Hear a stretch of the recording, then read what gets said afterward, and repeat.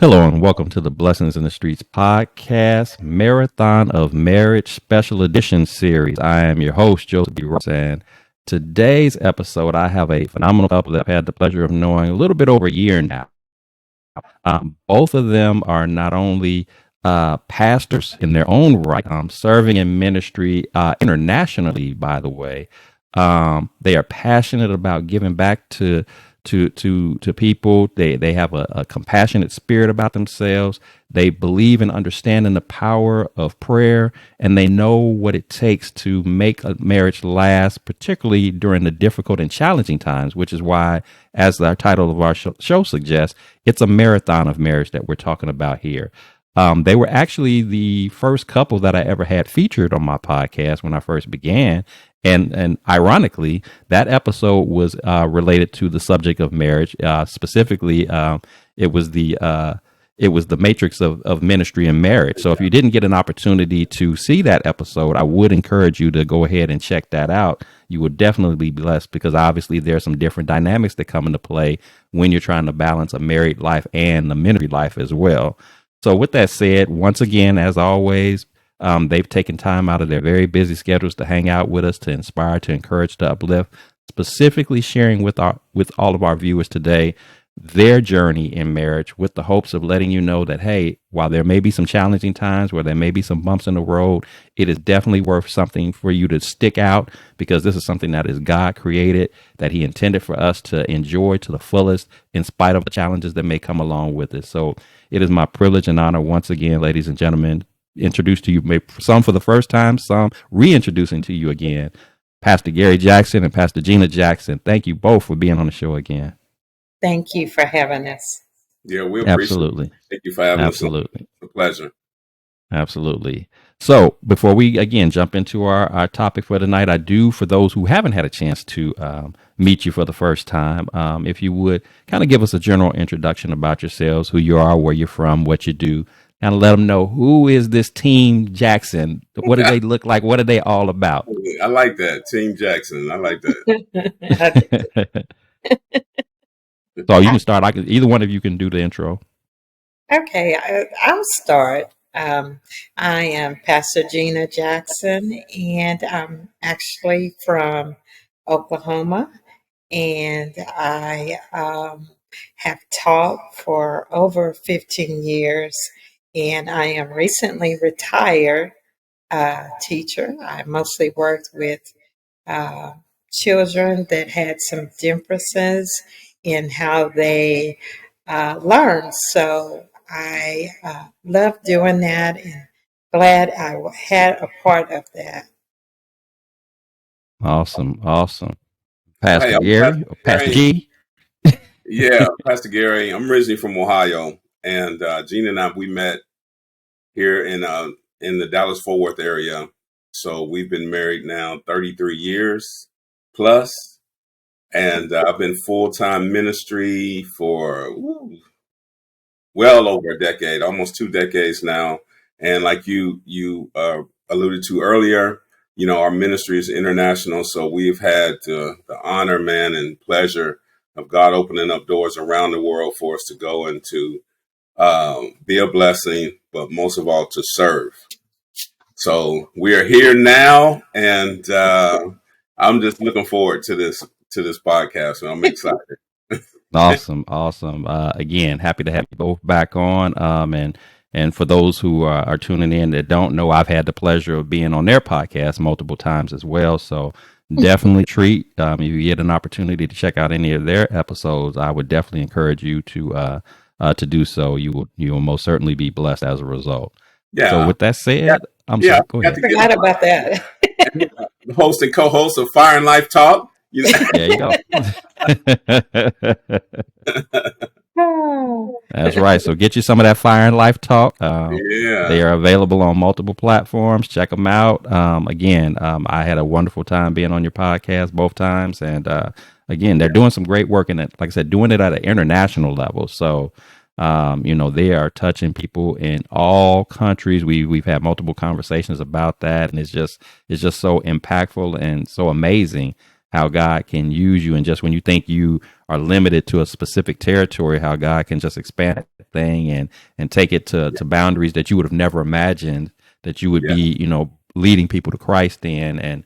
And just again, as a married team in ministry, I mean, that in itself, I'm sure, has a powerful statement in itself for people to see that and witness it, and then to hear your faith and your belief in God and what He's all about, and why you want to have a relationship with Him. So all of those things are just the surface of what my listeners that you are in store for this evening. So with that said, let's jump into our conversation for this evening. We're talking about the marathon of marriage, and as I was sharing with our guest earlier, this whole thing was birthed on the idea that we wanted to put a positive spin on marriage, because we understand that a lot of marriages are just failing left and right, and it's unfortunate to see. And all marriages don't fail because of infidelity. They don't all fail because of money problems.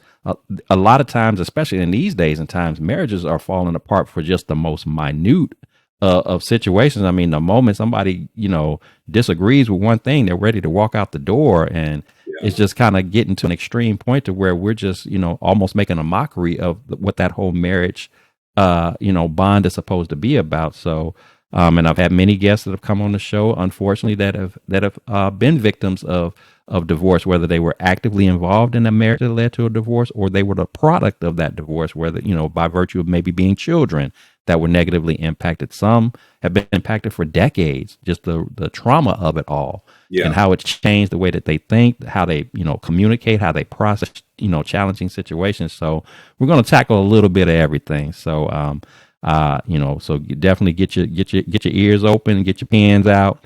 There's going to be some gems dropped tonight that you're going to want to learn from, that I think will be impactful for those who are either currently married, and even for those who maybe you're not married yet, but you're thinking about the possibility of doing it, whether it be for the first time or maybe give marriage a second go around. And so that's why we're doing this special series. And I pray, that you all are going to be blessed as a result of that. So with that said, you know how I do on the podcast here. I'm a big proponent of taking things back to the beginning. So even in this special edition episode, that's exactly what we're going to do. So to my esteemed couple for the night, Team Jackson, if you would take us back. I know you said this has been a 33-year journey, but I want you to take us back to the beginning and share with our audience, how did you both meet? And what was it about one another that ultimately led you to believe that, I want to spend the rest of my life with this individual? So I'm gonna start. I'm gonna start with you, Gina, and then Pastor Gary, you can fill in the gaps if you feel like she left out some details or anything. But I'm gonna let Gina lead it off first and tell us, how did you all meet, and how did you know that Pastor Gary was the one? Well, we met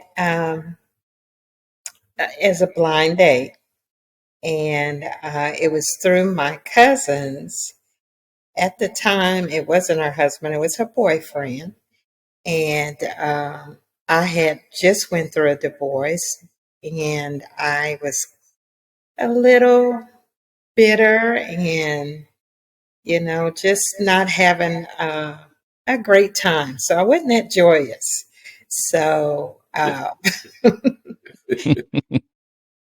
my at the time, Pastor Gary was also going through not that similar. He had just moved here from California, and he was trying to learn the culture here.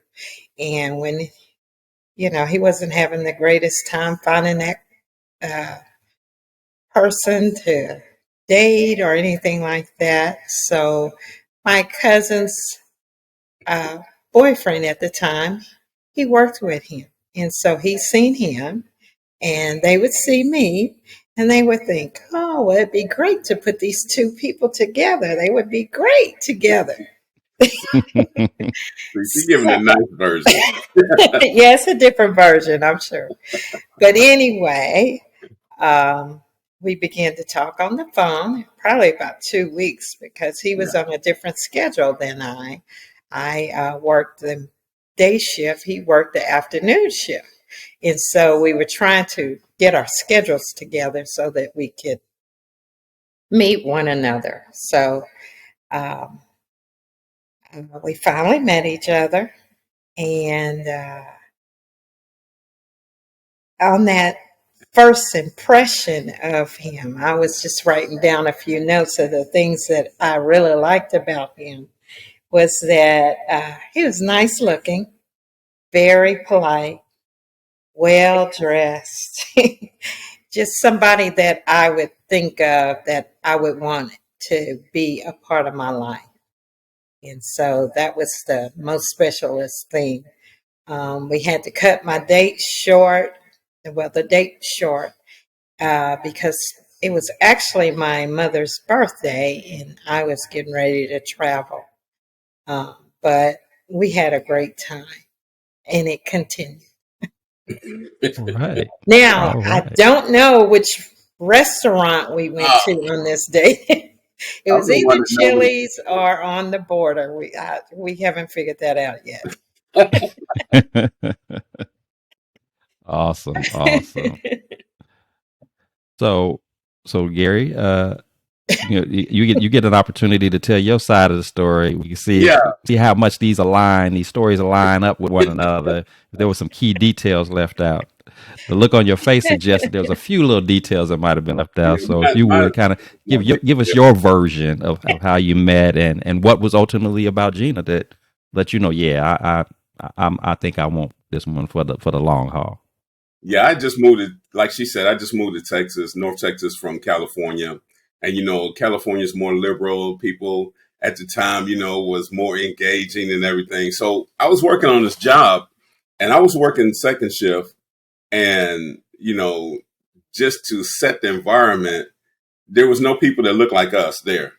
It was just me and the one brother that was on day shift. So when we came in, our shifts overlapped like a half an hour, 45 minutes. So we would talk, he's like, man, you coming in here looking heavy every day. I was like, man, I'm out here, man, trying to find a mate and all this and all that. I said, man, what's up with the women here? So having a hard time. So throughout that process, he's introducing me to his cousins. He taking me to the clubs and none of this stuff, man. I was like a pariah, man. It was just nothing. So he would leave work and go with her cousin, because they was dating at the time. And then they would visit Gina. So a longer story short, they had the mindset. Like I said, Gina put it the nice way. They said, let's put these old two bitter, angry people together. Yeah. Wow. So we sent each other pictures, and it was about 2 weeks. And, you had to go back to the time where there was cell phones and, cross town was long distance. So it was sort of an investment. You know what I'm saying? Yeah. Yeah. And I remember we set up that date and I drove all the way out there early because I don't like traffic, right? And I was just going around where she lived at, just trying to, wasting some time and stuff. And I was sitting at a light and I knew her from the pictures. She actually came through and made a left turn. And I said, that's her right there. That's my wife. And it just came out of me. So yeah, when we met, we just smiled at each other, the whole date and everything. And as I got to know her, I'm like, yeah, this is it. This is it. Because she was different. She kept herself. I liked the job that she had and the way she carried herself around her friends and family. It was just phenomenal. So I kind of knew like right off the bat. Wow. That's pretty cool. That's pretty cool. Yeah.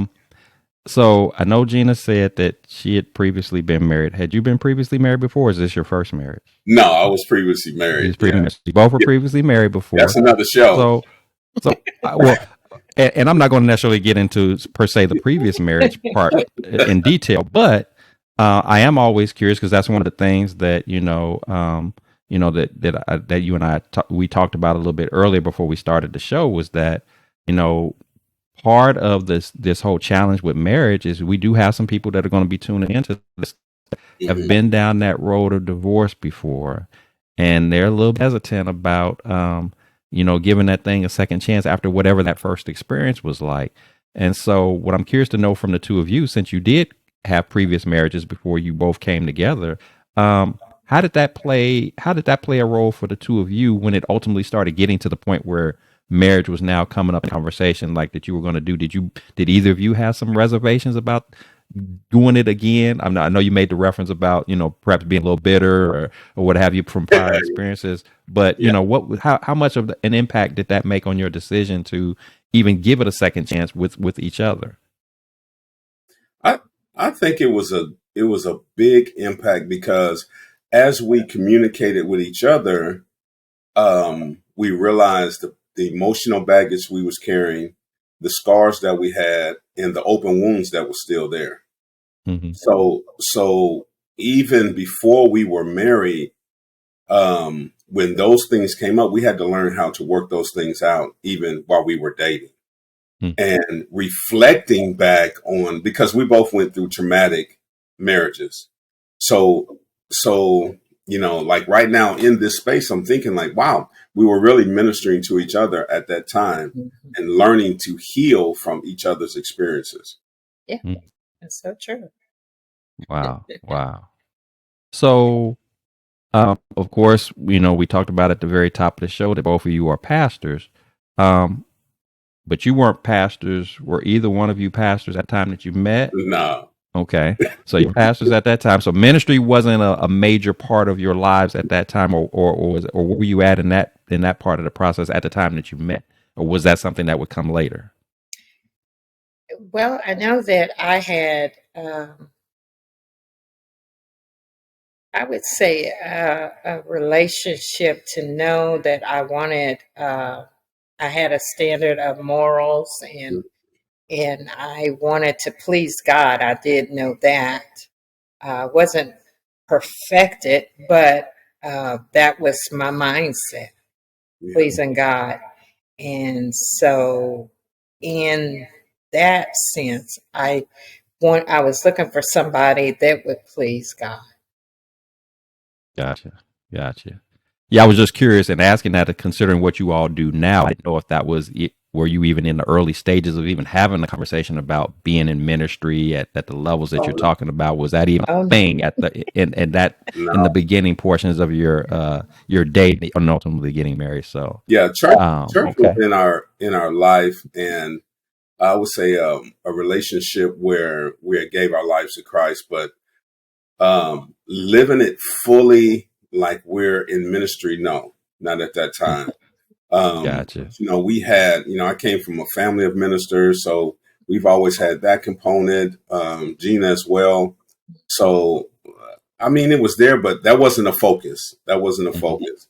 Gina had came out of I won't say a high profile marriage, but her other, she looked at me like that because sometimes she don't like me to discuss that, man.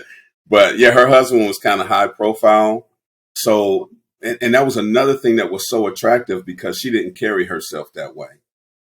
She didn't carry herself that way. She had kind of a shroud, a covering the way she carried herself that was very intriguing. So with that said, we worked through that. And then I guess we're going to get to it later on in the segment too. But then when we first got married, we had a child.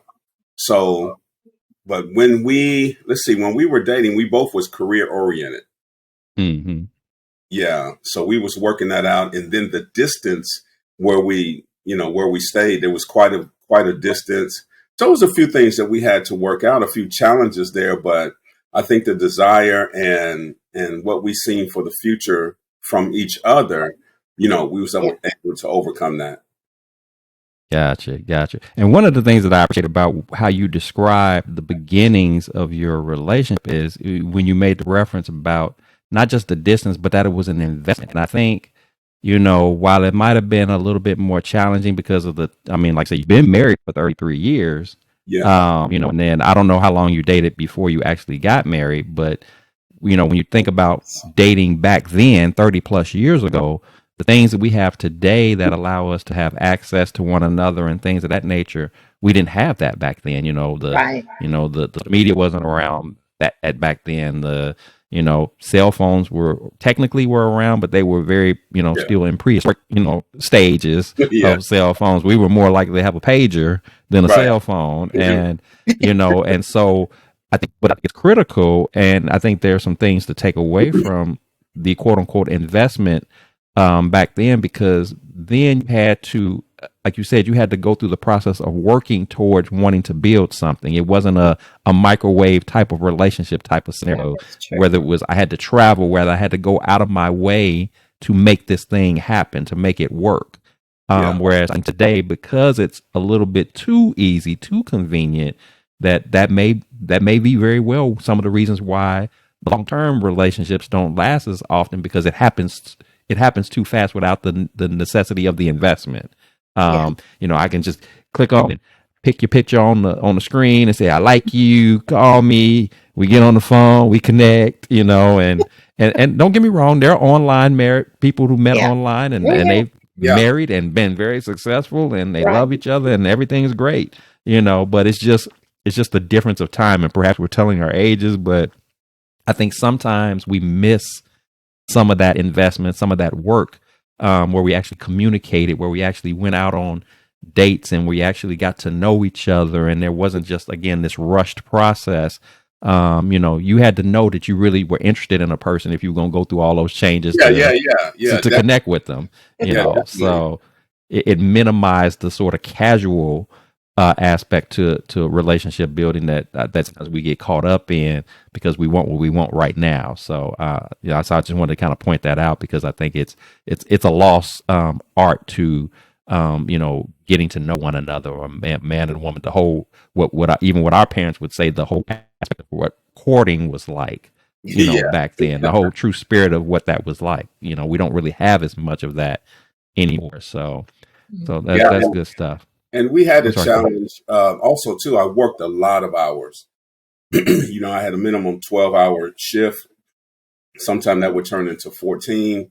Sometimes it's 6 days a week, with the one day off. And I try to get it all in on that one day, my fishing, my movies, the rodeo, the date, everything like that. So it was quite a few challenges. But one thing I used to do is I used to cook for her. And so when she got off work, she drove all the way from her side of town to the apartment, and dinner was already there. But I'm Yeah. at Mm. work, Mm. So I tell people too, that's how I went fishing. And don't forget the notes you Yeah. made for me too. You had a note with my plate. It was a note all every time. Yeah. Sometimes flowers. It was just wonderful. Okay. Very polite. Okay. But Yeah. again, that's the whole spirit of the Yeah. courting process, and you were creative with it all. Yes, he was. And that's a part of the marriage journey that even I have to remind myself of in my own marriage, is the importance of when we talk about keeping it fresh, Yes. and doing the little things. It doesn't always have to be some over the top type of deal. You were thoughtful enough to understand that she's probably going to be hungry when she gets off. I'll leave her a little something, to just let her know I'm thinking about her. And I'm sure she did some things in return for you, that reflect on it. And as you said, drew you closer and closer to wanting to say, you know what, this is somebody that I can do life with, long term, because of the little things, the attention to the details of it all. So, Yeah. And too, within that, the decision was, I don't know, it's like an innate decision that was made because, I fixed her dinner, but she had to get in. I had gave her a key to my apartment. mm, You know, I'm like, hey, this is me. This is it. So let's build on that. But yeah, so when I gave her a key to the apartment, I think that solidified it. Because I wasn't gonna be there, so she can go through all my drawers and I'm Ah, check your answering machine. yeah. Who is this guy? Yeah, answer You machine. gonna check these? You gonna check these messages? I'll get to them later. Why don't you get to them I right now? forgot What you about waiting Yeah, that. on? Yes, sir. Yeah. So awesome, awesome. So, Oh, so I want to kind of fast forward a little bit. So now we've gone through the dating stage. You're now married. You're both giving marriage a second try. Despite what may have happened in your prior marital relationships, and things are rolling along. But as you know, again, going back to the title, marriage is a marathon, and yeah. there are going to be times over the course of a marriage where conversations are going to be had, and as husband and wife, we're going to be at opposite ends of that conversation. Sometimes the conversation is just that, a general conversation about a specific topic, and you see it one way and I see it another way. Other times there's going to be a situation where there's actually a decision that has to be made, and we're having a discussion about it. But as husband and wife, we see it totally different from one another. But at some point, we have to come together to come up with an actual decision that is to be made on that particular matter. Could be a major financial decision. It could be a decision about where we live, or some other type of, life changing investment or what have you. So with that said, I'm curious to know, and I'm skipping a little bit, but I'm curious to know from you, when you do find yourself in a challenging situation, when you find yourself, I say, in a situation where a big decision has to be made, but you're at odds in making that decision, what is your process for figuring out like how we're going to come to a decision? Because Gary said this how he's feeling about it, and Gina said this how she's feeling about it, and she's standing firm on it, you standing firm on it. How do you ultimately reach that decision? How do you overcome that impasse that you're at? Well, I think over the years that changed. We went through a process because at the beginning of the marriage, like I said, we both maybe was going to church or whatever. My work schedule didn't permit it. But when we got together and we said our I do's, we sat and we said, okay, we stay a distance apart. Where we're going to live, and she decided to come to my part of town. We said, okay, now we need some stability. We got great family, we got great friends, but now what are we going to do? And the Lord was pulling us. We have to interject that the Lord was pulling us. So we had a church home, and as we start growing as individual Christians, our marriage was growing as well. So with all those challenges, we found we had some great mentors. And with all those challenges, we realized we needed something to govern our lives. Yeah. Because I believe this is something, and I'll let Gina speak for her experience. But for me, my first marriage, God wasn't governed. The word of God wasn't governed in my life. It was my flesh, what I wanted. And so when we came together, that was one of the decisions that we're going to go to church, and not just go, but to get involved. Mm-hmm. So we had, and that's what we live by now. But there's a lot that happened in between that time as well. But we have to have something that's going to govern our lives, that will better ourselves, our marriage, our families, our community. So that was just a process for us. Yes. And one thing that this question made me realize is that I grew up where my parents were divorced.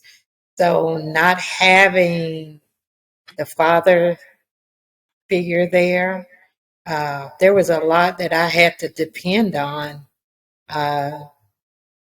just really having to seek God to figure out some things because I did not have that example. And so that's sometimes very hard because you don't know what you're supposed to do, how you're supposed to do things. And you can't go by what people are telling you, because sometimes that's what they desire to happen. But my mindset was I'm pleasing God. I want to please God with my marriage. I want to please God with my life. And so I began seeking the Lord as far as my challenges. Yeah, I think, that was one of the main things that attracted me to Gina as well, is I learned early that she discerned and weighed the outside influences, the outside voices, because there's always going to be many. There's going to be people that's close to you, family, friends, neighbors, your church community, your organizational communities. And a lot of times we have to be careful because everyone has the input. And sometimes their input is from their experiences, which was not good or healthy. And sometimes they are healthy, but that may not fit you. And that was one thing early in our marriage is because I came from a product of divorce home as well. And one of the things that, as she was talking, reminded me that I remember telling her, I said, hey, I'm going to try to be the best husband I can, but I didn't have that many great examples. So in some areas in life, I'm going to be feeling my way through the darkness, but I know if you got my back, we can do it together. Mm. So therefore we start allowing other people to speak into our marriage and shape it, which was good. It balanced out the word of God, how we understood it. Right. And then we had some people that we had to learn that they were controlling and manipulative, and so but they were older, so we listened and we tried to be respectful. But at the end of the day, it took us some years, but we found out what worked for us and what didn't work for us up under the umbrella of the Word of God. Right. And I love that. Obviously, I love the fact that you're acknowledging the importance of God being a part of that, a part of the marriage, union. Like you said, saying what the decisions that we make and how we go about doing it, we have it directly connected to, what does God say about doing this? How does God expect us to approach that matter? So I think that that's key. I also love the fact that you pointed out that, the importance of not allowing, or I should say, being selective as to how you allow outside influences come in. Certain outside influences can be a good thing. Again, if they are aligning themselves in the same way that you're trying to align yourself, then that godly advice that you might be getting from them could be helpful in you dealing with, challenges or major decisions that have to be made. But as you also stated, if I get to listening to what everybody has to say or just kind of doing the way other people do it, that doesn't automatically by default mean it's going to work in my situation, and again, you can even have people who have genuine intentions, but, just probably one of the most common things is like when you're dealing with challenges in a marriage, I have friends who give, I know people who give good advice, but, it's probably not wise for a married couple to seek the advice of a single person. Right. Regardless of their intentions, because I'm giving you a single perspective response rather than a married perspective response. Or if I'm talking to somebody that's, not a believer of God, not a follower of God, and I'm asking them to give me advice in my marriage that I'm trying to operate under a godly umbrella, but you're giving me worldly input, that perhaps is going to create a conflict in that. So I think those are definitely two key things that you pointed out, because that's a part of that process when you find yourself at an impasse. But I am still curious to know, again, when you do find yourself in that moment, let's just say, again, there's a major decision that has to be made, but the two of you are not seeing eye to eye on it. How do you come up to decide who we're going to go with? Does Gina do we go with what Gina says? Do we go with what Gary says? Do we do a little bit of both? How do you work that out when, you've expressed your side of it and she's expressed her side of it, but you can't reach a decision, but a decision has to be made? How are you making that decision ultimately when you're at that standstill like that? Well, I don't know. For me, when you ask the question, man, I go back all through the 33 years and how we did that, because at the beginning, man, I was a knucklehead, and again, I'm trying to find my way. I went through and I appreciate you being transparent and sharing that. I mean, to say that, like, you might have, because we all know in a marriage, sometimes the husband may say, well, because he's the husband, he might say, well, is my way or the highway, and then, you could also, mine was, I'm the king, okay. I'm the king, but it wasn't oppressive. Like I didn't oppress my kingdom. You know what I'm saying? But yeah, I was the king, and we're gonna do it this way. But this is one of the joys that we've had throughout our marriage. Gina said, "Okay, you can be the king." But this is how it's gonna go down, king. She said, "Yeah, you can be the king," and she let me be the king for probably about 6-7 days. And I was looking in the mirror saying, "Man, what are you doing, dude? this ain't how you interact in a relationship, know." But she let me go ahead and go through that process and was loving and was kind and was serving. I'm like, okay, yeah, this is gonna be great. But yeah, it wasn't the right way. It wasn't our fit. So I said, okay, now we have to find a balance you know. So now you come up to today's time and we really know each other, you know, so intimately that sometimes we can look at each other. If there's a decision to be made, we can look at each other and feel each other Right. on how we feel one way or the other. But I'm thinking about a couple of personal decisions that we had to make um, family wise and traveling and all of this, like her job. You mentioned she retired. Just okay, let's share the retired one among some other ones, right? I mentioned a few of them. You know, we talking 33 years of stuff, man. So okay, so for years, I mentioned at the beginning of the broadcast, I've been full-time ministry for well over a decade, almost two Yeah. decades, right? And I traveled a lot without her.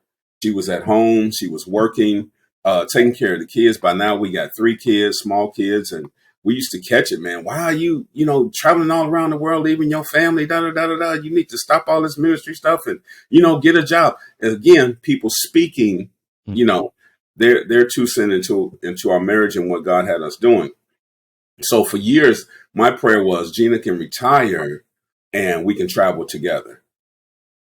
So when it came to about that time, also too, this was a factor of my health. I had got cancer, so we had to make a decision, and she had to go to all my appointments. She was going to all my appointments, and it was hard to do with the full-time job. They was like, okay, you're not here. We understand with your husband, blah blah blah blah blah. So we had to make a decision and say, hey, if you come off your job, how would that look? What would that look like? But she didn't right at that time. But after I'm healed, cancer free, praise the Lord, all of that, there came a time when she said it's time to retire. And I said, okay, cool. Here's the dream, right? My prayers answered. But now she's in the house, and it's 2 kids left. Yeah, now she's in the house full time. We had our routine going every day. And then at a certain time, we started adjusting because she's coming home. But now she's there full time. And, the retirement, I'll put it like this, Joseph. When she first retired, it was cute for the first 2 weeks. All right. But then there were some adjustments that needed to be made. And because we had been together for so long, we could sit down and talk and said, hey, she says, well, I got a desk coming in today from Target. And I'm like, okay, you want me to help you put it together? What you want me to do? She says, no, I need to put it in the office. What office? Your office. My office, So now here she's in what I would call invading my space, right? Mm-hmm. And now we're together 24 hours a day, 7 days a week. So we had to make that adjustment. Yeah. There was challenges there, but we have to look at the end goal. I know I'm talking a lot, but it's a lot. No, you're good. Yeah. So we had to make those adjustments to keep the peace in the house, and not that either one of us had to give up part of ourselves, but to say, hey, we got a common goal. Right. But now our environment's a little different, so let's adjust so we can still be positive and still go forth and reach our goal. And I'm sorry, go ahead. the other thing I would like to say is that when there's a vision laid out, a mission laid out,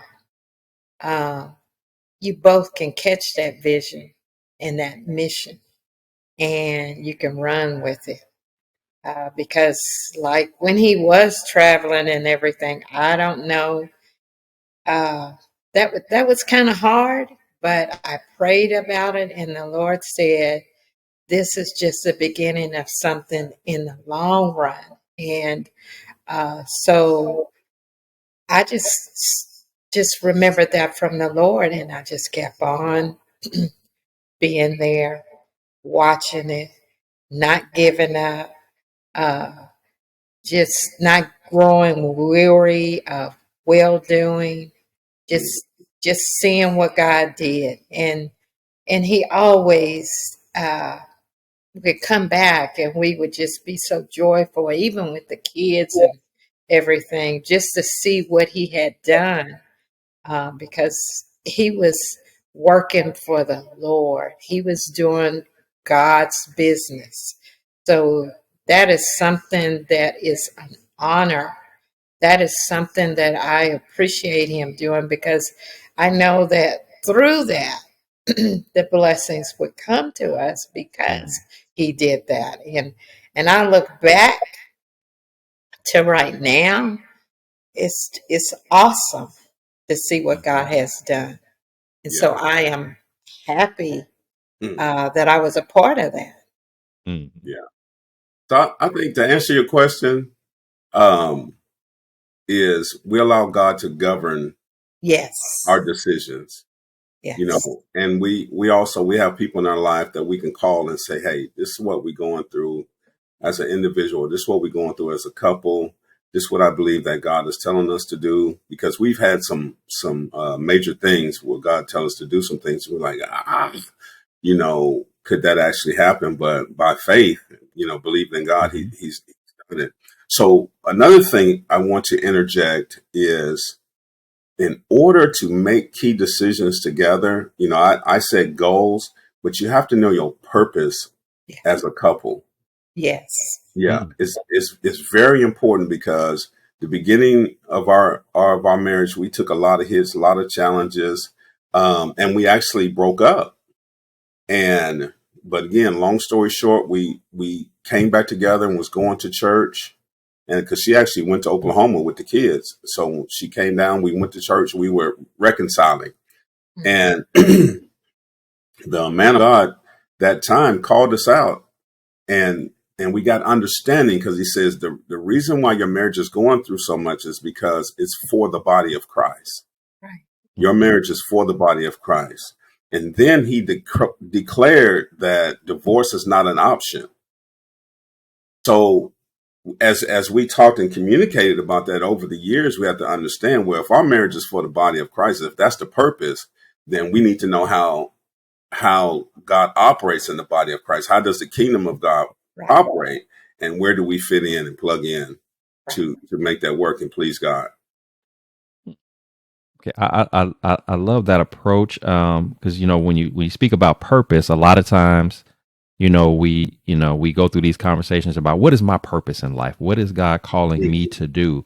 Yeah. But I think it's interesting that you pointed out, and again, not to minimize our individual purposes, because I believe we all have an individual purpose in life, Yeah, but in the definitely. construct of marriage, there's also a couple's purpose, if you will, that Yeah. husband wife purpose, and that's why I'm glad that you brought that up, because I think probably oftentimes we kind of overlook that. We get so locked in on what we individually are purpose to do that we neglect to consider what are we supposed to do collectively.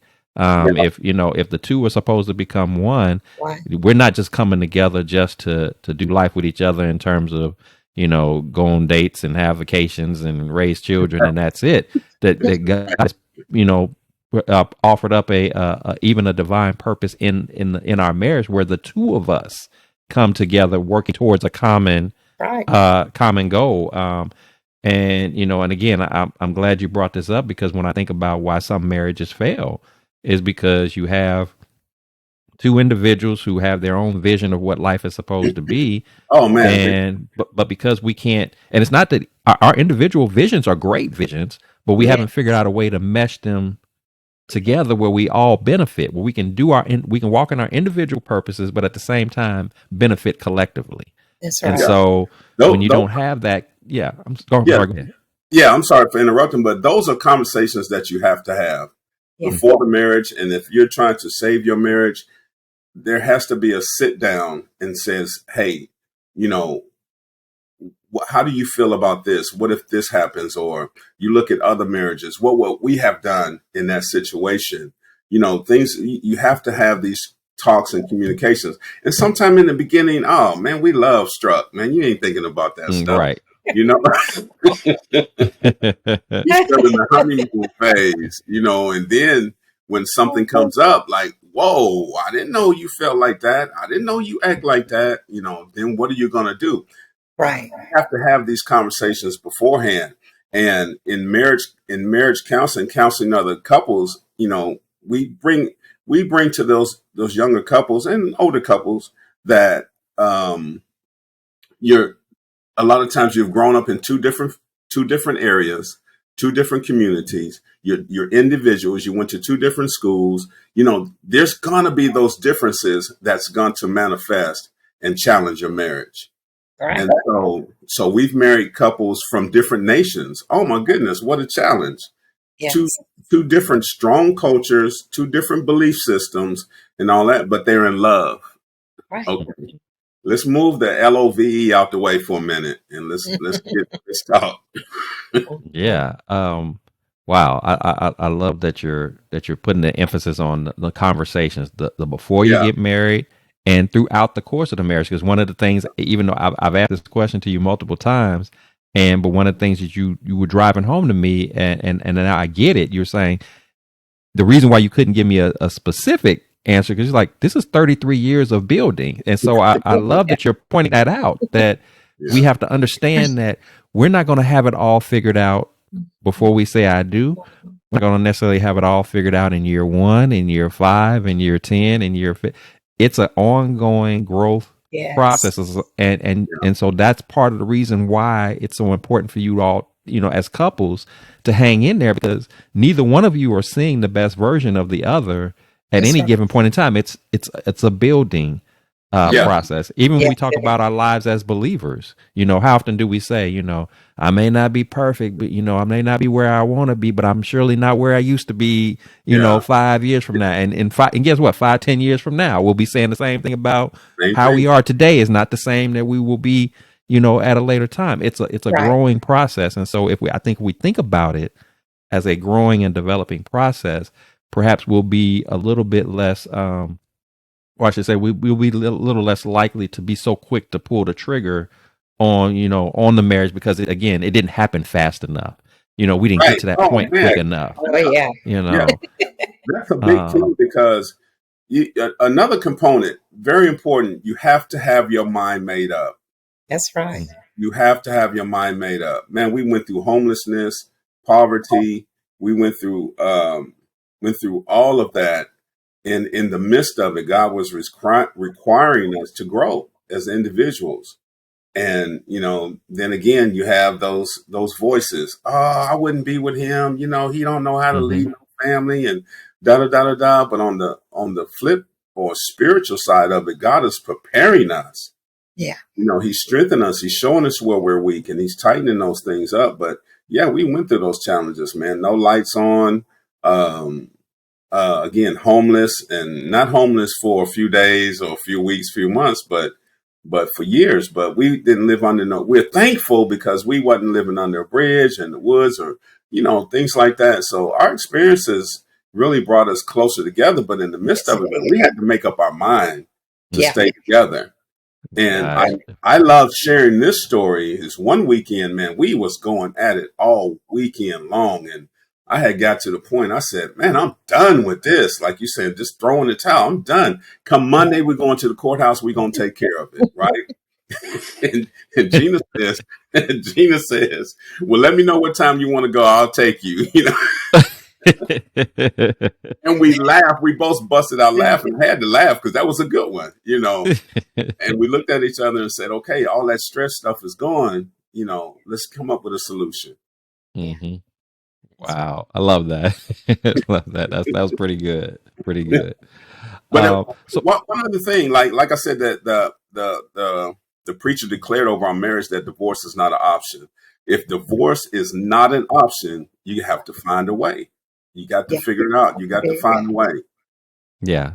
And I think that's an important mantra to have for all marriages. Like, you go into that marriage saying divorce is not an option. The only way we're gonna is split apart is as the vow say, until death do us part.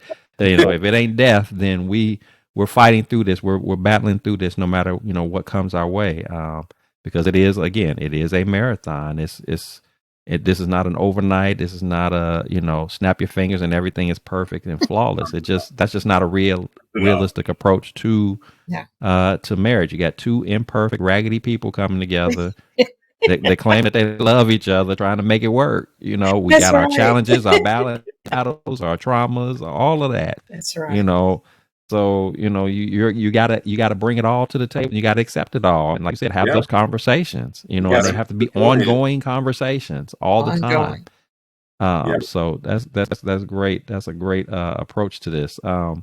So to what you've been, just kind of what you're alluding into, you made mention about, you've had a series of different challenges that you've gone through, and you've mentioned some of those challenges. Um, if you would, kind of share with our listeners about a time when there was a particular challenge that sticks out to you, that the two of you went through as a married couple, that as you were going through it and in that moment you weren't sure if you want to get out of that. This was something that was a little bit heavier, it was a little bit more burdensome than normal. But obviously we see, again, 33 years and running, you're still here. So in spite of any of those challenges that have come along the way, they may have knocked you down, but you got back up. If you Yeah. would kind of share with us one of those challenges that you didn't know, even in your belief, even in your walk with God, you still didn't know if you were going to overcome it. What was that experience like for you, and what was ultimately the turning point that allowed you to be able to overcome that challenge? Well, Gina? I can speak for myself. um, I think communication and my independence were some of the things, and us coming from two different worlds, you know, Hmm. um, with the communication.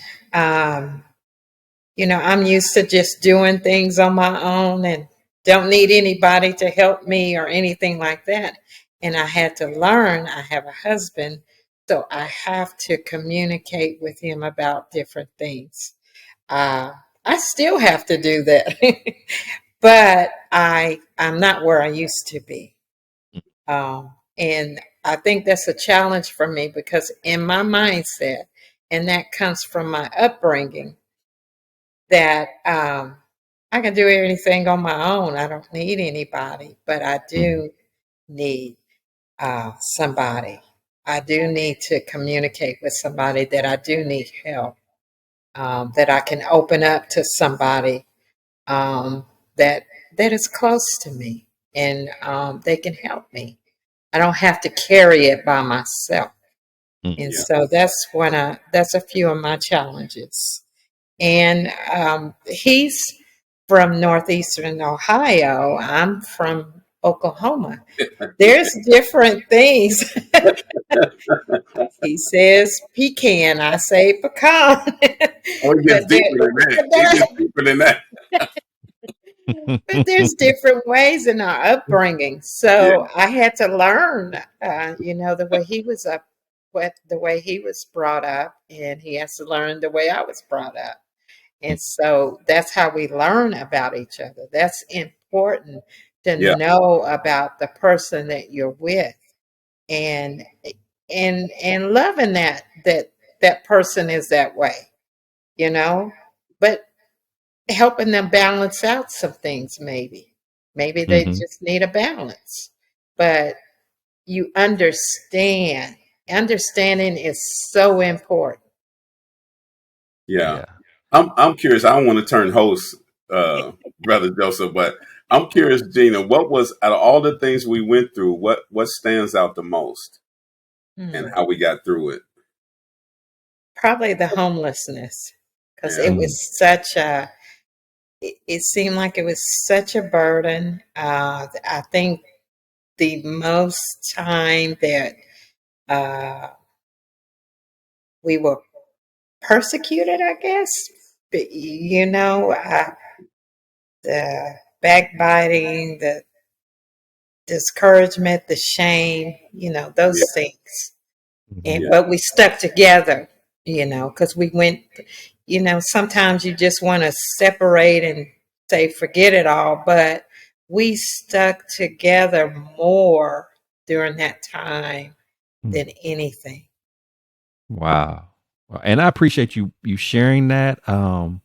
Because I think that that's money troubles, Mm, and definitely money troubles that would lead to the potential of being homeless have yeah, broken up many a marriage.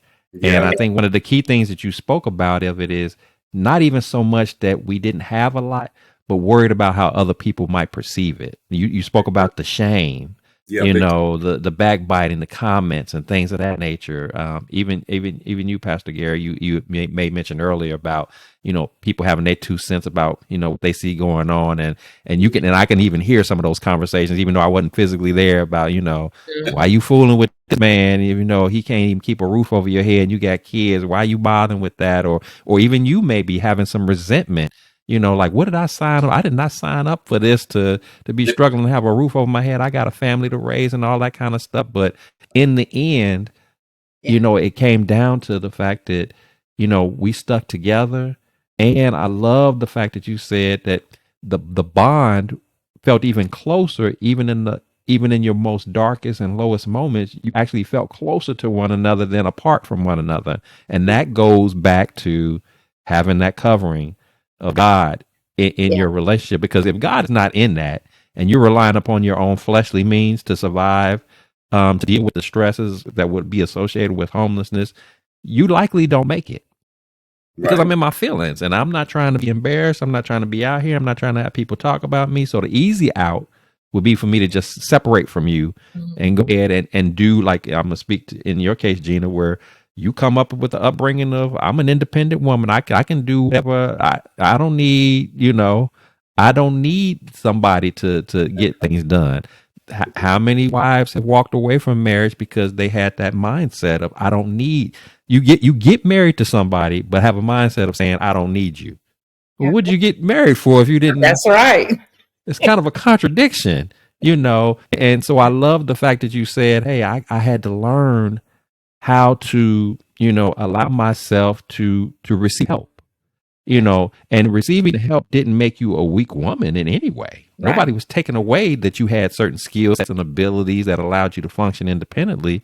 But as your husband, he wants to be in a position to where he, is allowed to serve in that capacity by coming Right. alongside you to help you to do things, because that's just part of his role and responsibility to do that. Not that you were too weak to do it on your own, or you weren't smart enough or good enough, but how many marriages do we have about that are like that? Whether it's the Right. the independence of the woman, or whether it's that man who, a lot of times when he's exercising that role about, I don't need you, it's usually money generated. If Right. if he's that man that's perhaps the primary breadwinner, or maybe the sole breadwinner in the house, his money power, if you will, that he's self anointed himself with, makes him feel like that allows him to be able to do what he wants to do, and not have to consult you or not have to communicate with you. Right. I make the money around here. I do what I want to do. Well, Right. that's not okay either, Right. because at the end of the day, That's right. he can make 99,000 a year, and you can make $1,000 a year. If you all together, then you both make all of that money together. That's right. Not Right. It's not, I got more than you, so therefore by default I get more say, I get more power, I get more. No, it's we're still a unit, we're still Right. collective, and Right. we all benefit from the collective of that. But again, we see marriages one after another falling apart. We've had friends of our own that have divorced because they're married, but they're living like roommates. My money, your money, my this, my Yeah. that. Yeah. You don't ask me no questions, I don't ask you no questions. I do what I want, to do what you want. What you come together for? What was the whole point of that? Just to create the look, the image, to get a benefit of some sort. So yeah, those are key things. And I don't know, Gary, if you had anything else to add to what Gina said about, do you agree that the homeless was probably that major thing that was probably the biggest challenge for you, or did you have anything else to add to that? Yeah. Just experiencing poverty. But as you were talking, I realized, people ask, like, how did you stay together so long? Or, what would be your advice in a marriage? And I say balance. Yeah. A lot of times we say, oh, you got to have a friend. It's love, it's communication. Yes, all those things, but it's balance, because Yeah. you mentioned the finances. In me walking by faith, or we walking by faith, and me being full-time ministry, she had the income. There was no income coming from me. And we went through that. We went, oh, man don't eat, man don't work, man don't eat. Yeah, Gina, why you with that? He's not taking care of the home. You go through all of that. But now in this stage of life, Gina's retired. I'm the breadwinner. You see, so there was a balance over the years. But either way, again, I don't think it ever been my money, your money. I'm not sure. No, No, it never was. yeah. I mean, So that's a good thing. Yeah. yeah, no doubt, no doubt, because finances does play a Yes. big part. But again, if you have those conversations, say, hey, we had conversations like, hey, what if something happened to me? I can't work. Right. What are we going to do? You have to look at those You things. got to look at it. Yeah, as hard as they can be sometimes, because that happened. I mean, when I had cancer, my body just broke down, and here she is working, and then coming home, having to work, and then having to take care of me. But she stood up. God strengthened her and gave her wisdom on how to handle things.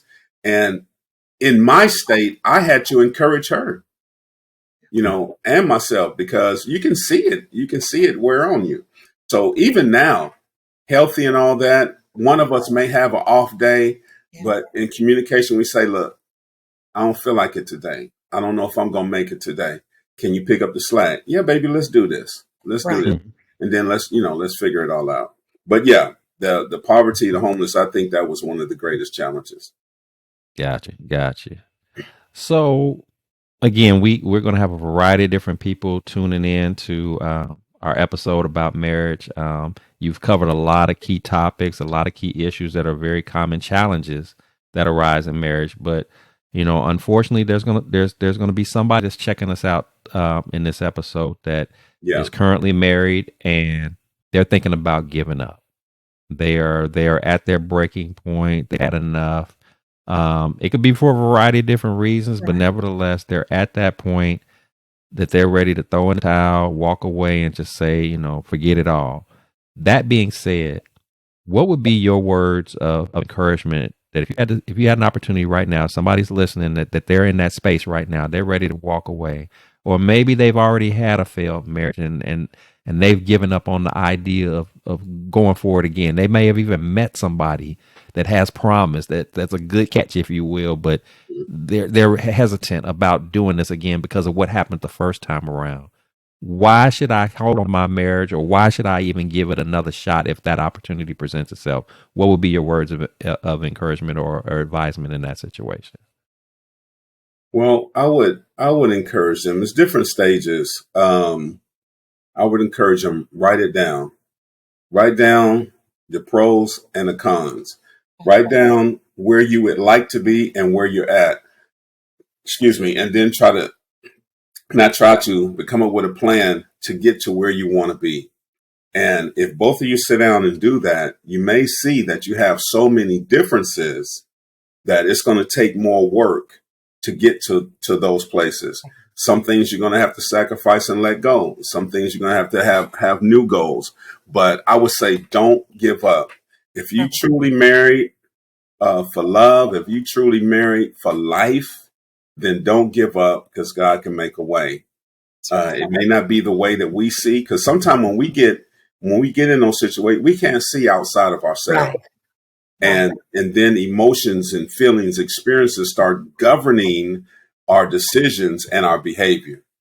So again, we learned early to allow the Word of God to govern our lives as individuals and as a marriage. And sometime we've gotten to bare bones of a thing, and we're trying to build something with the wrong tools, so to speak. Right. And so we have to step back, look at it, not out of our emotions, not out of hurt, not out of pain or shame or anything like that. And I know I'm trying to make it sound easy, but it's going to take work.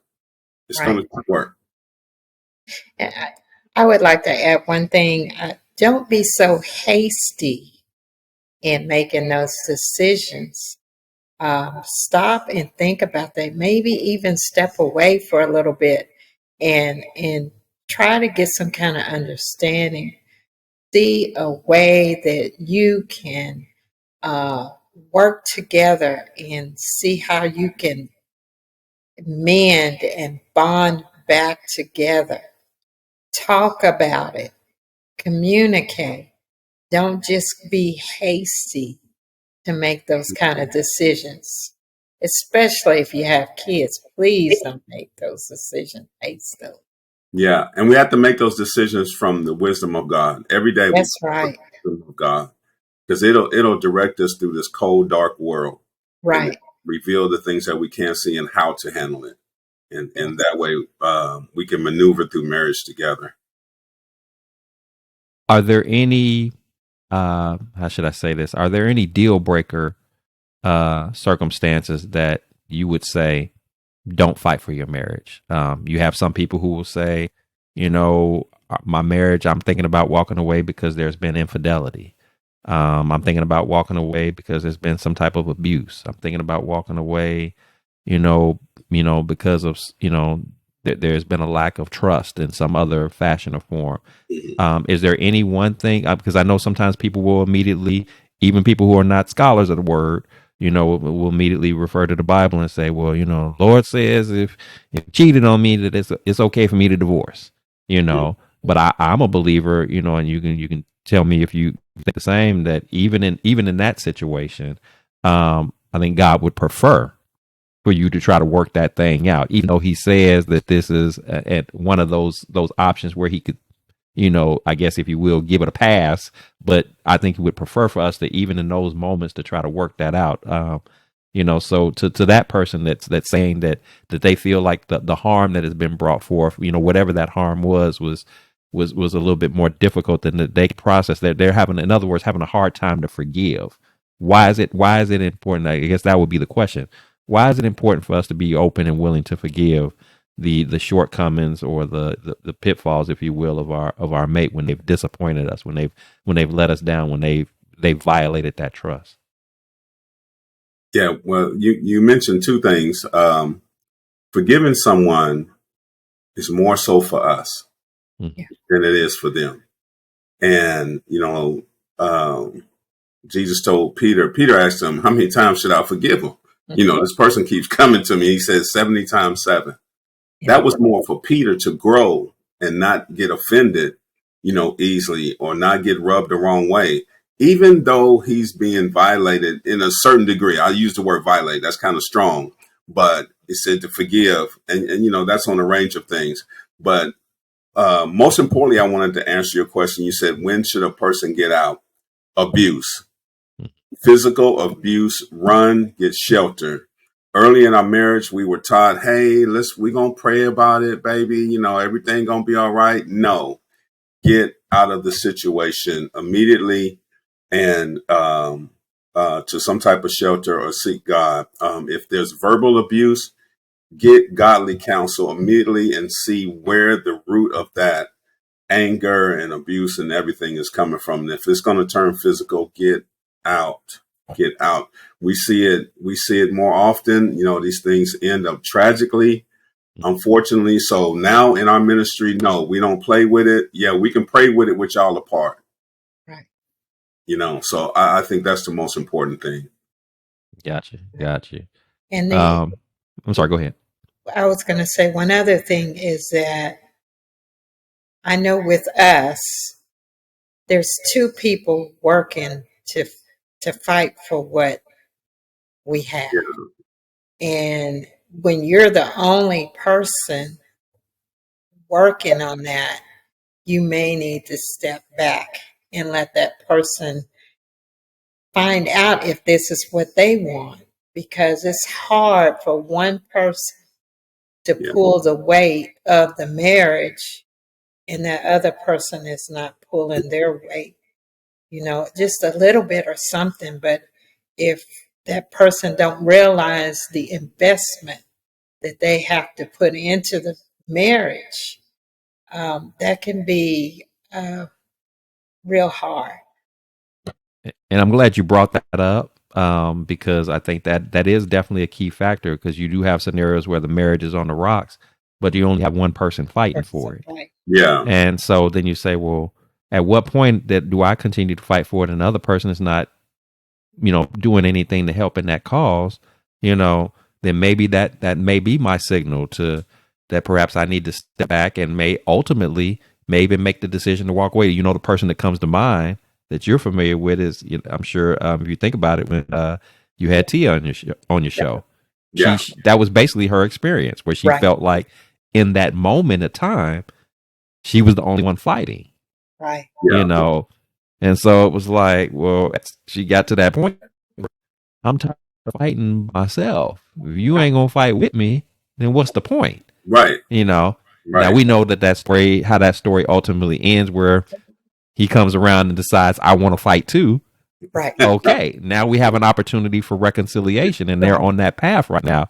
Thank God for that. But that was a perfect example where we've had a chance to personally speak to somebody that's exactly what that experience is. So to our couples that might be listening that are thinking about giving up, if you're the only one that's fighting for it, we're not saying, you give your best shot, but if it's clear that you're not getting any support, that other person is not trying to fight, then maybe that is the signal that you need to maybe make this thing official and just walk away from it, because clearly, as Sister Gina said, it's too much to ask of one person.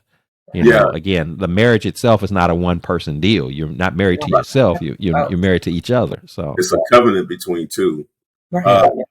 One thing, I haven't seen the statistics lately, but at one time, the divorce was the main reason for divorce. It wasn't infidelity. It wasn't abuse. It wasn't that. It was selfishness. Mm-hmm. It's selfishness. And, like Gina says, that if you're not going to fight, then you're being selfish. You just want what you want. And if you're not going to help, build and repair this thing, or, change your ways to help out, then you're going down the black hole.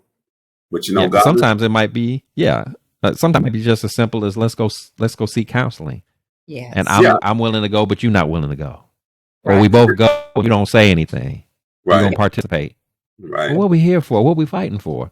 But then when I say I'm gonna leave you, I don't want you to leave. Well, what you want me to do? You don't want me to go, but you don't want to. Yeah, we laugh, but it's so real. Yeah, we run into those things.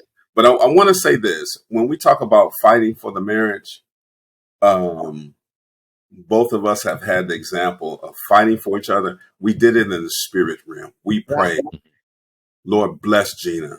Right now, she's not at her best, God. She's not. She maybe not lining up with your word, with her behavior, or with her mindset, or with her goals. But God, help her, keep her, grace her, fill her, and strengthen her each and every day.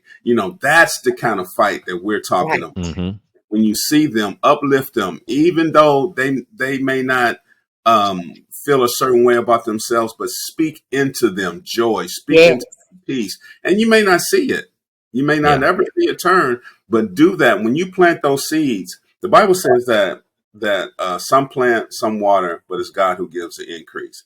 And I'm gonna say, this woman right here stuck by me in so many different situations through prayer.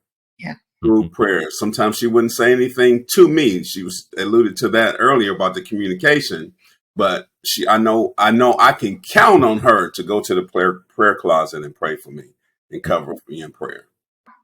Yeah, I think that's definitely a solid point that you made there, and again, just a shout out to your prior episode, Matrix of Marriage Ministry. You share other stories that you haven't even shared tonight. You share other stories in that episode that speak to the very thing that you just talked about just sticking by one another through the most challenging and difficult of times. And I think when as a husband and wife, when you can be tight like that in the tight moments, I think that only strengthens you. That only makes you, that was one of the things when I think back when I was younger and I thought about, especially when I see, people on TV, especially people of great wealth and fame and all of that. I used to always say, if I was ever going to be a wealthy, rich person, I'd rather that the person that I was with, that they knew what it was like to be with me when we were broke.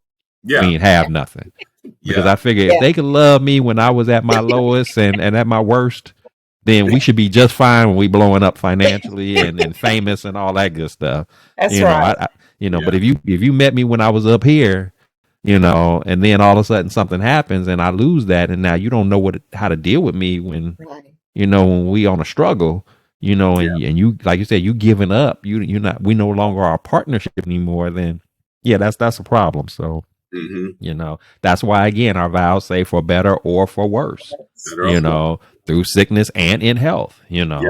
Yeah. because you just never know what curves, that life will throw at you. And Yeah. like you, Gary, went through your process of being ill and having to be cared for and loved on. But, and God willing, Gina will stay healthy. But, the same thing could happen in reverse. And now you have to be the caregiver, or, Right. you one moment you're the financial provider, another moment she's the financial provider. You Yeah. just never know how those roles and things Yeah. switch, and I jokingly, kind of one of those laughing but very serious moments. I have those conversations from time to time with my own wife. I'll say, hey, if I ever get into a situation, where I can't, clean myself or do it, can I count on you? Will you change my diaper? I ask her and my daughter, and I always tease her. I say, you better be nice to our daughter because she's the one who's going to have to make some That's, of those critical decisions. And I say, I'm going to be that's nice to her. right. So make sure she have a nice room for me in her house. And as I said, she going to send you to Shady Pines, and we come visit you. So I kind of jokingly say that to her. I said, but those things happen. Life happens. Yeah. Yeah. Life happens. And That's right. you got to be careful about how you treat one another, even as husband and Yeah. wife, because you just never know what role you're going to be called on to step up in. And if you're truly in it for the long haul, again, to that death do you part, you got to make sure that you're ready for anything that might happen, and be able to do so and stand up in that moment sincerely, authentically, and lovingly, knowing that, hey, that's still your spouse, even if they're, in a low moment or a low point. So, That's right. yeah, Balance. Yeah. yes, Balance. yes, Yeah. and Balance. absolutely. So this has Yeah. been good stuff, man. Both of you have truly dropped some gems tonight on us. But before we close out, I do want to leave on that, and you kind of gave us the first step in balance. I wanted to ask you if you would share with us, a couple of key points that you feel are things that every married couple needs to focus in on, that they need to lock in on if they want that marriage to sustain. I know the first one is balance. Do you have any other points of emphasis that you think all couples need to make sure that they incorporate in their marriages if they want to set themselves up in the best way possible for that thing to be to survive the long haul of it all? Well, I I like want. to say this one thing is don't have a preconceived idea of how your marriage should be. Because a lot of times that doesn't happen, then you're like, oh, everything is not in place, everything's not perfect. And so I think just not having that preconception of what you think it should be like or what that person should be like. Yeah. The expectations and false expectations. Yes. I think we ran across a lot of other marriages and in counseling, that one person would put so many expectations on the other on another, and then when those expectations are not met, then here comes disappointment, rejection, all of that. And I think one of the keys that we do now, that we practice now, is serving each other. So if Mm. we would stay humble in our marriage and serve each other, um, I tell you, the glory and the reward automatically comes, and you don't have to seek it, you don't have to demand it, you don't have to, and the respect should come too. If not, then there's another show. But yeah, but So- being humble, serving each other, and keeping a balance. Not here. One real quick thing. We Mhm. find some couples, one is lifted up as their God. Because we hear all the time, a man should provide, a man should do this, a man should do that. But then sometimes the man becomes the God, Yeah. and when those needs or provisions are not met, then they start tearing down the man. And it goes in reverse as well. Yeah. So again, it goes back to balance. It goes back to balance. We should depend on God as individuals and collectively. And when we're in line and walking like that in that mindset, God will provide through that man. But then again, maybe he'll provide another avenue. So we're Mhm. not putting each other on a pedestal. We're walking together, same level. I always So say that that the rib is on the side. If we want to refer to Adam and Eve, the rib is on the side. A lot of times people say that, what is it? behind every great man, there's a great woman. No, my baby's on the side of me. We walking this thing side by side and we doing it together. Together. Yeah. Love that. Love that. Now you get Yeah, I into was other cultures, you can't allow her. You know what I'm saying, but right. yeah, that's my mindset. Yeah. Cool. Yes, I was just kind of thinking about what you said about the expectations, or if Yeah. for lack of a better way, the false expectations or the unrealistic expectations that we have. Yeah. So I think the pedestal mentality falls into that category. Are there any others that come to mind that we should don't make this? You said false expectations. Gina said those preconceived notions. What are some of those things that we probably want to, especially for those maybe who haven't even ventured down that marriage journey just yet? What things should I, it's okay to come up with that list of things that you want to see in your mate, but what things should we be kind of leery about trying to identify as an expectation of our mate that can kind of get us in some trouble, that can kind of lead us down that path of, like I said, setting ourselves up for disappointment? What would you say that would be? I would go back to the provision thing just because of our experience. When I wasn't working, the provisions didn't come through me.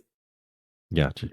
They didn't come to me. So, but if she had an expectation of the way we grew up, no, you the man, you got to work, you got to do all that. And I know this sounds contradictory, but that's where God had me, preparing me for full-time ministry, building my faith to travel around the world and don't worry about finances. Because that was the flip side of the poverty. I used to leave America with $100, $200 in my pocket and be gone for a whole month.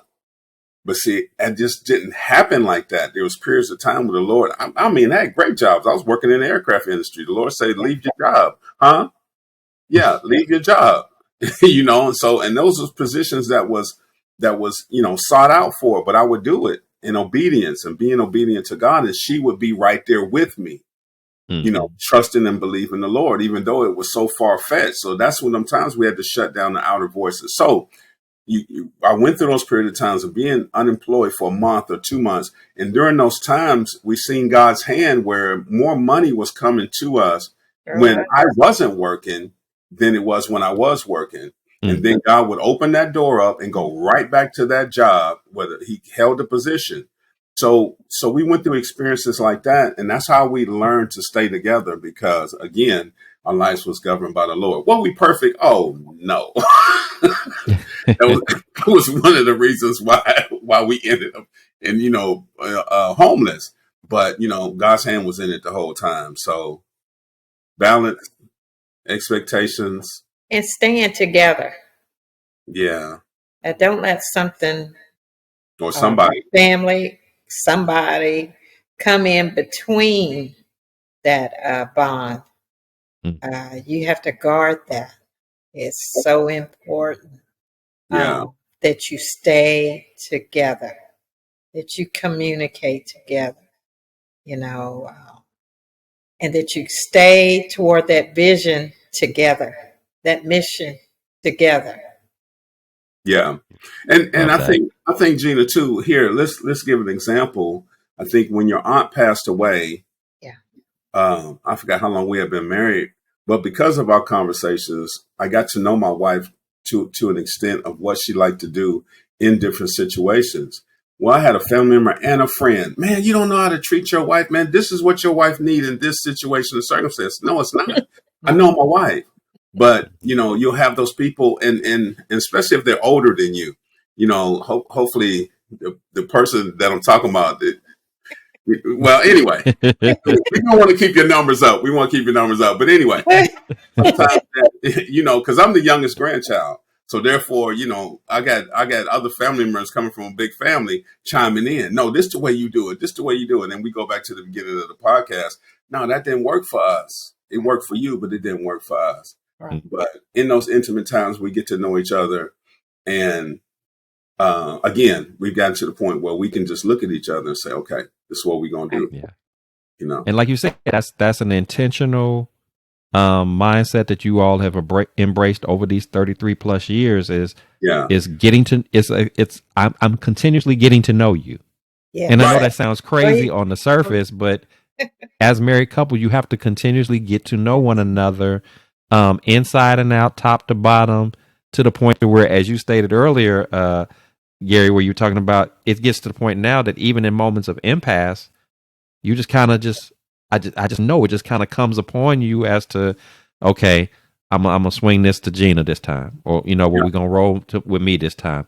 So it eliminates the need to even have the knockdown, blow down, blow out argument, so to speak, because all you have to do is you pause, you let God's presence come over you, and He just kind of signals you, this is the way to go.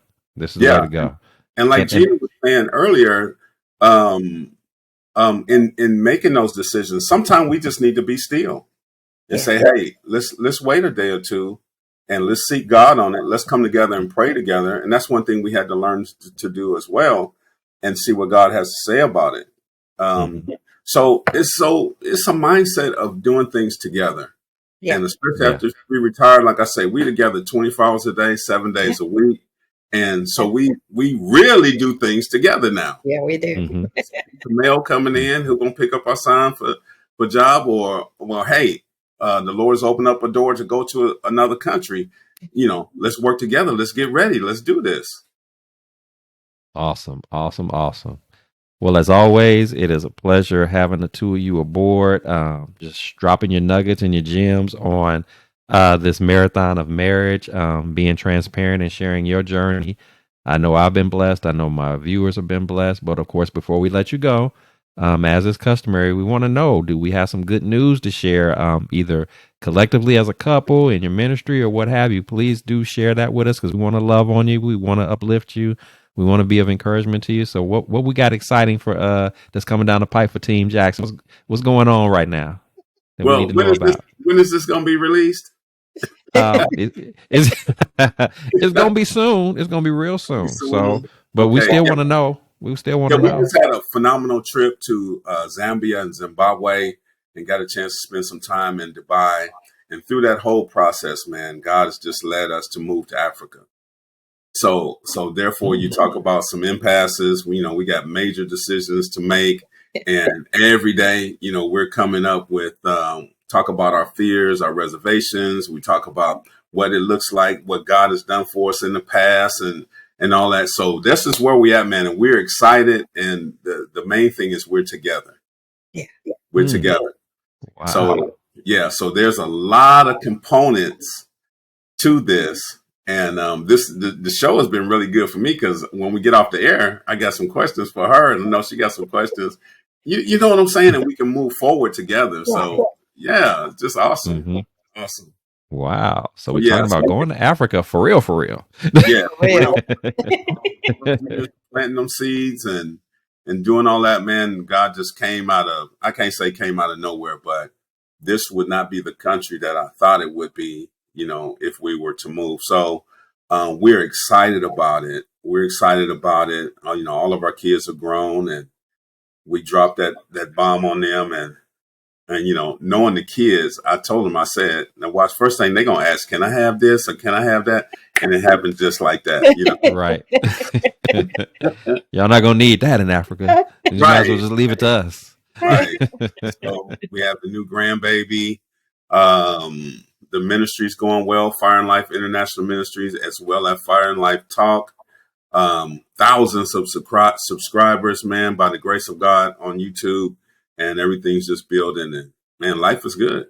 Life is good. All that struggle, we didn't even scratch the surface on the challenges and things we went through.